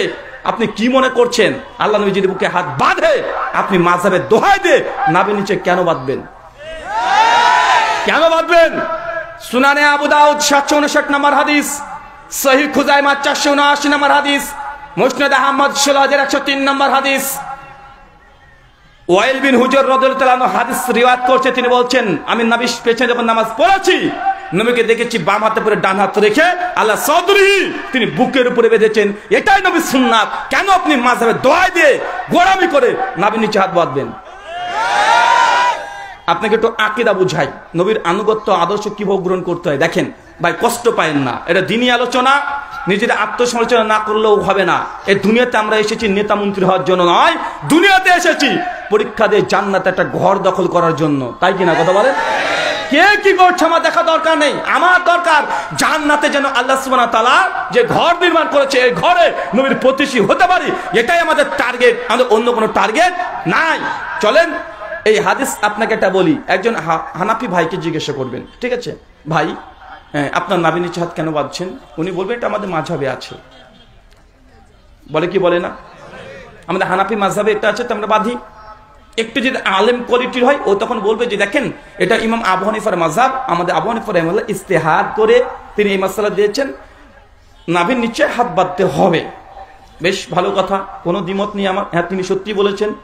একটা আহলে হাদিসের বাচ্চাকে প্রশ্ন করেন যে এই তুই বুকের উপরে হাত কেন বাঁধলি, ওর উত্তর কি হবে? আল্লাহ নবী বেঁধেছে। হবে কি হবে না কথা বলে? কোন ভাই কে বেঁধেছে আমার দরকার নেই, আল্লাহ নবী বেঁধেছে তাই ভাই আমি বাঁধি। একজন হানাফি ভাইয়ের উত্তর কি হবে? ইমাম আবু হানিফা বাঁধতে বলেছে বা বেঁধেছে তাই বাঁধি। তো আমাদের হানাফি ভাইরা কার আনুগত্য করলো দুনিয়াতে? আবু হানিফা রাহিমাহুল্লাহ। কার আদর্শকে গ্রহণ করেছে? আবু হানিফা রাহিমাহুল্লাহ আদর্শকে গ্রহণ করেছে। তো জান্নাত, আমি বলি না যে মাযহাবেরা জাহান্নামে যাবে, জান্নাতে গেলেও কার সঙ্গে জান্নাত হবে? আহলে হাদিসদের কার সঙ্গে হবে? সূরা নিসার 69 নম্বর আয়াত দিয়ে বোঝা যায় আল্লাহ নিজে বলছে যে নবীর আনুগত্য অনুসরণ করবে নবীন ও সিদ্দিকিন ও শুহাদা ও সালেহিন। 4 নম্বর ক্যাটাগরি। কয় নম্বর ক্যাটাগরি? সালেহিন। তার উদ্দেশ্য কি? সমস্ত মুফাসসির একমত সালেহিন মানে উম্মতের বড় বড় আলেম মুহাদ্দিস ফুকাহা আবেদ, এরা হচ্ছে সালেহিন। ইমাম বুখারী, মুসলিম, আবু দাউদ, তিরমিজি, ইবনে মাজাহ, নাসাই, ইমাম আবু হানিফা, শাফি, মালিক, আহমদ ইবনে হাম্বল এই কোয়ালিটির মানুষের সঙ্গে হাসর হবে। তো আপনি যদি হানাফি মাযহাব মেনে যদি হাত যে নাভির নিচে বাঁধেন আপনার হাসর হবে, জান্নাত হবে আবু হানিফা রাহিমাহুল্লাহর সঙ্গে, আহলে হাদিসদের জান্নাত হবে মুহাম্মদুর রাসূলুল্লাহ সাল্লাল্লাহু আলাইহি ওয়াসাল্লামের সঙ্গে। কোনটা ভালো? আপনি দেখেন আমি কালেমা পড়েছি লা ইলাহা ইল্লাল্লাহ মুহাম্মাদুর রাসূলুল্লাহ। তো আমরা কি করব? সূরা নিসা আয়াত নম্বর 65 আল্লাহ বলছেন ফালা লা ইউমিনুন হাত্তা ইউহাক্কিমুকা। শোনো, তোমাদের মধ্যে যদি কোনো বিরোধ যদি হয়, মতদ্বন্দ্ব যদি ঘটে যায়, তোমরা কখনো ততক্ষণ পর্যন্ত মুমিন হবে না যতক্ষণ এই বিবাদের মীমাংসাকারী হিসেবে নবী কি বলেছে এইখানে না আসো। দ্বন্দ্ব মতভেদ থাকবে, সমাধান কার কাছ থেকে নিতে হবে? কার কাছে? নবীর কাছ থেকে। কার কাছ থেকে? নবীর কাছ থেকে আমাদের মতভেদের সমাধান নিতে হবে। আল্লাহ সুবহানাহু ওয়া তাআলা তুমি বুঝা তৌফিক দান করে সকলে বলি আমিন। আপনাকে আরেকটা উদাহরণ দিই, এটার উল্টো একটা উদাহরণ, কারণ আপনি বুঝেন না আপনি শুধু গান গজল গল্প কেচ্চা কাহিনী এটা শুনে ওয়াজ শুনতে আপনি অভ্যস্ত। ইসলামের অসুল নীতিমালা এখনো বুঝতে পারেননি। আমি এখানে গান গল্প গজল এগুলো বলি না, ইসলাম কি, কিভাবে ইসলামকে বুঝতে হয় এই নিয়ম নীতি আপনাকে শেখানোর জন্য এসেছি। কথা কি বুঝতে পারছেন? আচ্ছা, শাফি মাযহাব এর মানুষকে কখনো দেখেছেন? বাংলাদেশে হানাফিরা বেশি, তাই না? আমাদের ইন্ডিয়াতে, সাউথ ইন্ডিয়া, কেরলার দিকে শাফি মাযহাবের অনুসারীরা বেশি। কোথায়? কেরলাতে। মালয়েশিয়াতে চলে যান, ওখানে শাফি মাযহাব বেশি আছে। শাফিরা নামাজে ইমামের পেছনে সূরা ফাতিহা পড়ে এবং জোরে আমিনও বলে। কারা বলে চাচা? কারা? শাফি মাযহাবে। এবং তারা এটাও বলে মুক্তাদি যদি ফাতিহা না পড়ে তার নামাজ হবে না। কথা বুঝতে পারলেন? কোন মাযহাবের ফতোয়া এটা চাচা? শাফি মাযহাবের। আবার দেখেন আহলে হাদিসরা এই কথাই বলে, বলে না? আহলে হাদিসরা বলে যে ইমামের পেছনে মুক্তাদি ফাতিহা সূরা পড়বে, না পড়লে নামাজ হবে না। কিন্তু আপনি প্রশ্ন করবেন এবার শাফিকে, ভাই কি আবার আপনারা নামাজের শেষে জোরামিন বললেন কেন আর ফাতিহা পড়লেন কেন? ও কি বলবে? আরে আমাদের মাযহাবে আছে, আমাদের ইমাম শাফি বলেছে, তার ইস্তেহাদে টা। ভাই বলে কি বলে না? তারা উত্তর দিবে। কিন্তু আহলে হাদিসকে জিজ্ঞেস করেন তুমি জোরামিন বললে কেন, তুমি ইমাম পেছনে মুক্তাদি ফাতিহা পড়লে কেন? আহলে হাদিসের বাচ্চারা উত্তর দিবে, আরে আমার নবী জোরে বলতে বলেছে তাই বলেছি, নবী পড়তে বলেছে তাই পড়েছি। ভাই আমল এক, কিন্তু আকীদা ভিন্ন আছে না নাই? শাফিরা ইমাম পেছনে ফাতিহা পড়ে জোরামিন বলে, ইমাম শাফি বলেছে তার তাকলিদ করে, তার অনুসরণ করে, তাকে ভালোবাসে, কিন্তু একই আমল আহলে হাদিসরা করে। কার জন্য? নবীর জন্য। তো শাফিরা যদি জান্নাতে যায় কার সঙ্গে থাকবে? ইমাম শাফির সঙ্গে। আহলে হাদিসরা একই আমল। পার্থক্য হচ্ছে কি হচ্ছে না? হচ্ছে। এটা হচ্ছে নিয়াত। এটা কি? ইন্নামাল আমালু বিন্নিয়াত। প্রত্যেক কর্ম নির্ভর করে নিয়াতের উপরে। সহিহ বুখারী 1 নম্বর হাদিস, রিয়াদুস সালিহিন 1 নম্বর, মিশকাতের 1 নম্বর, সব জায়গাতে 1 নম্বরে হাদিস আসছে। তার মানে চাচা আপনাকে আমি এই কথা মাথায় ঢোকানোর চেষ্টা করছি, কোন ইবাদত করতে হলে কে করেছে সমাজে আছে না নাই, পীর সাহেব কি বলেছে দেখার দরকার নাই, ইমাম সাহেব কি বলছে দেখার দরকার নেই। আপনি জাস্ট এতটুকু বলবেন আমি যে আমলটা করছি এই আমল আমার নবী করেছে কিনা। কথা মানে বুঝতে পারলেন না? আরেকটা কথা আপনাকে বলে দিই, বুঝে নেবেন। যখন কোনো কথা আমরা হুজুররা বলি যে ফরজ, ওয়াজিব, সুন্নাত, তার মানে বুঝে নেবেন এটা কোরআন হাদিস দ্বারা স্পষ্ট প্রমাণিত।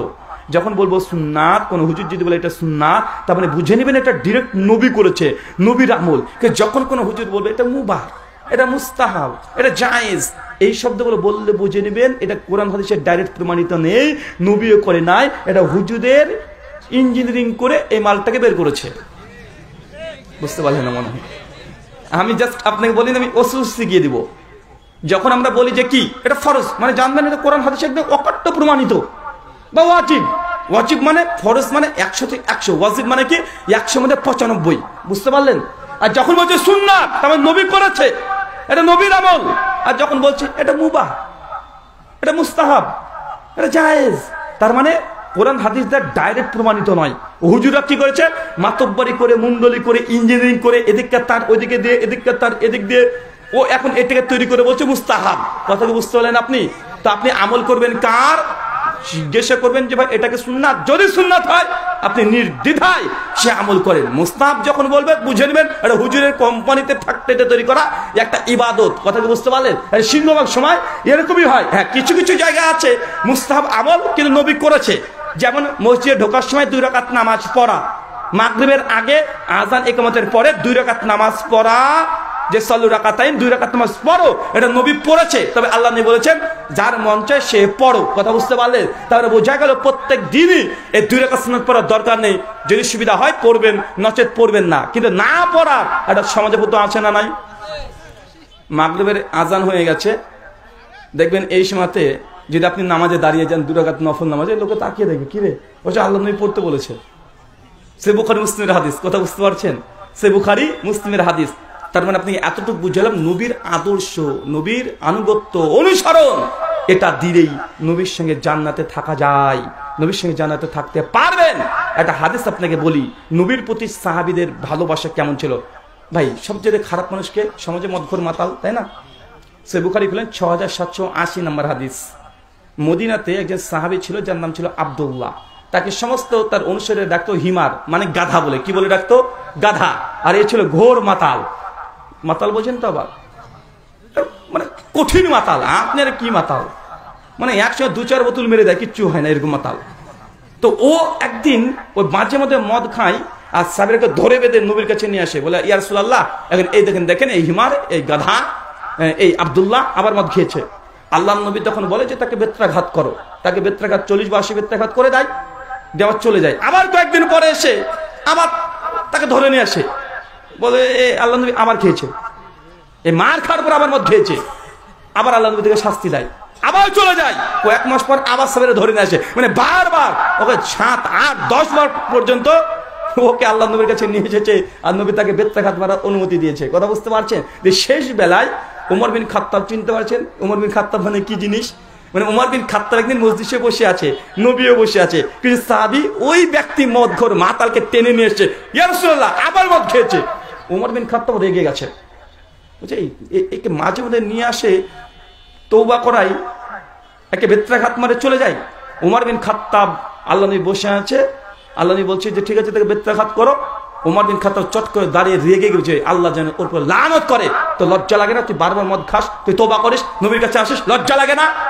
যেন আপনি যেমন বলেন, কি জন্য একই গুনাহ বারবার করে আপনি বলেন না? মানে আপনি যা বলেন উমর বিন খাত্তাব তাই করছে, যে আল্লাহ তোর উপর লানত করুক, ফেরেশতা তোমার লানত করছেন করুক, তুই বারবার মদ খাস, মাতলামি করিস, তো লজ্জা লাগে না? তোর বাড়িতে কেউ নেই, মানে ওকে অপমান করছে। আল্লাহ নবী চিৎকার দিয়ে বলতে, জমার চুপ করো, তুমি জানো আমি খোঁজ পেয়েছি এই ব্যক্তি মাতাল হলেও এই আল্লাহ এবং তার নবীকে ভালোবাসে, তুমি চুপ করো, কে গালি দেবে না, মাতাল। ফাতুল বারির মধ্যে 6780 সহিহ বুখারী, শরার মধ্যে মুসনাদ আহমদ থেকে একটা রিওয়ায়াত নিয়ে আসছে। আল্লাহ নবী বলছেন, জানো উমর মানে ভাবছি আল্লাহ নবী একে মানে আমি লানত করলাম, তার জন্য এমন বললেন কেন? আল্লাহ নবী বলছেন যে এই মদখোর মাতাল আমাকে হাসায়। কি করে বলেন তো? ওই যে আমি যখন আমার যখন ভারী থাকে, কষ্ট পাই কোনো কারণে, তখন আমাকে সে হাসায়। সাবির বলছে, রাসূলুল্লাহ কিভাবে হাসায়? বলছে এই মদখোর মাতাল যখন মদিনাতে আসে, আর আসার পথে যখন কোনো ভালো কোনো ওই ঘি বোঝেন, ঘি, হ্যাঁ মধু বোঝেন, ওই যখন ঘি মধু যখন পাওয়া যায়, তখন ওই আসার সময় ভালো ঘি, স্পেশাল ঘি ভালোটা এবং ভালো মধুটা সে চেক করে আমার জন্য নিয়ে এসে আমাকে হাদিয়া দেয়। আমি হাদিয়া তার কাছ থেকে নিই। কথা বুঝতে পারলেন? তো এইভাবে আল্লাহ নবীকে মাঝে মাঝে সে ঘি দেয় আর মধু দেয়, ভালো ভালো। তা হাসার কি হলো কেন? কিছুই না, হাসার কথা এবার আসছে।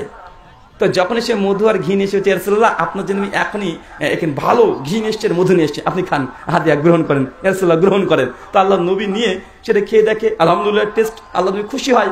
একটু পর তার পেছন পেছন পেছন পেছন দোকানদার তেড়ে চলে আসে। বুঝতে পারলেন না মনে হয়? মানে দোকানদার পেছনে চলে এসেছে, বলছে এই তুমি মধু এসে তুমি টাকা দিলে না, পালিয়ে আসলে। মানে ও দোকান থেকে নিয়ে পালিয়ে এসছে, টাকা দেয় নাই। তখন আল্লাহ নবীকে যখন খাওয়া হয়ে গেছে, তখন ওই মাতাল তখন বলছে, ইয়া রাসূলুল্লাহ ওনাকে টাকাটা দিয়ে দেন, টাকা দিয়ে দেন। আল্লাহ নবী, তুমি আমাকে হাদিয়া দিলে না? যে হাদিয়া তো দিয়েছি, তো তুমি টাকা দিতে বলছো যে?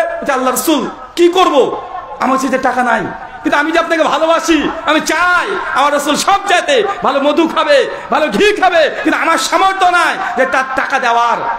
আল্লাহ নবী টাকাটা দিয়ে দেন। চিন্তা করতে পারছেন? মাতাল। নবীর প্রতি ভালোবাসা তার ছিল, সেরকম ছিল না? ভালোবাসা ছিল। এখনো দেখবেন আমাদের বাস্তব রিয়েল লাইফে দেখা যায় এমন ঘটনা অনেক আছে, যে মদখোর মাতাল নামাজ পড়ে না, রোজা করে না, যাকাত দেয় না, নবীর বিরুদ্ধে কথা বললে আর সহ্য নিতে পারে না, দুর্বল গদিতে গিয়ে তাকে একদম শেষ করে দিয়ে চলে আসে। আছে না নাই? এখনো আছে। আল্লাহ সুবহানাহু ওয়া তাআলা এমন জজবা, নবীর প্রতি প্রেম ভালোবাসা আমাদের হৃদয়, আমাদের অন্তরে জাগিয়ে দেয়। সকলে বলি আমিন। জান্নাতুল নবীর সঙ্গে থাকতে চাই তো? আমাদের আজকের কর্তৃপক্ষ দেখেন কত বড় আয়োজন করেছে। এটা প্রথম বার্ষিকী, পরে দ্বিতীয় বছরে আরো বড় বড় আলোচক আসুক, শেখ আব্দুর রাজ্জাক বিন ইউসুফ হাফিজাহুল্লাহ আসুক। চান কি চান না? কথা বলেন। কে কে চান না তারা হাত তোলেন। হ্যাঁ, কে কে চান না? সবাই চান। তো এটা তো দেখছি প্রথম বার্ষিকী, এর আগে তো হয় নাই। ইনারা যা খরচ করেছে, ইনারা যা করেছেন, খরচ করেছেন, তো এই খরচ যদি না ওঠে ভাই, আগামী বছর এই সাহস দেখাবে আর? হ্যাঁ, তা আপনারা যারা যারা চান যে না এরকম মজলিস আরো হোক, বেশি বেশি হোক, বড় বড় আলোচক আসুক, সহযোগিতার দরকার আছে না নাই? এটা কোনো মসজিদ বা মাদ্রাসা উন্নতি কল্পে না, শুধু জাস্ট শোনার জন্য। তার জন্য ঘটা করে আপনার পকেট থেকে টাকা নিতে হবে এমনটা নয়। বৈঠকি দান, যার পকেটে যা আছে অন্তত বলে দেন যে আল্লাহ সুবহানাহু ওয়া তাআলা আজকে আমি একদিনে 200 টাকা ইনকাম করেছি বা 500 টাকা ইনকাম করেছি, একদিনকার ইনকাম আপনার দিয়ে দিবেন। এই ছেলেরা ভেতরে ঢুকে পড়ো ভাই, আমি কখনো চাঁদা বা কালেকশন করা অভ্যস্ত না, আমি জানিও না।